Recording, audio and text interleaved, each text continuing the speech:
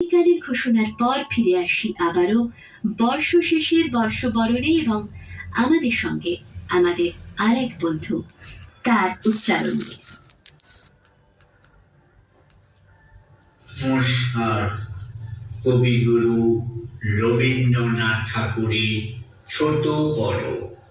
এখনো তো বড় হইনি আমি, ছোট আছি, ছেলে মানুষ বলে।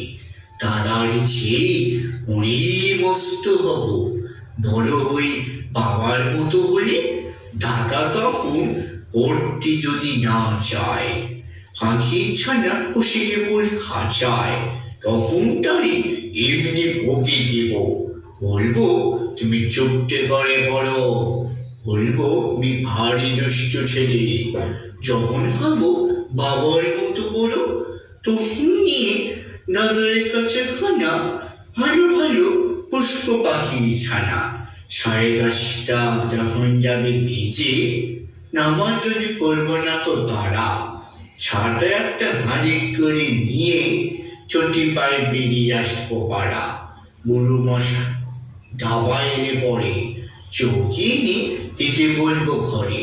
তিনি যদি বলেন শের কথা, দেরি হচ্ছে, বসে পড়া ভালো, আমি বলবো খোকা তরেনি, হয়েছি যে বাবার মতো বড়।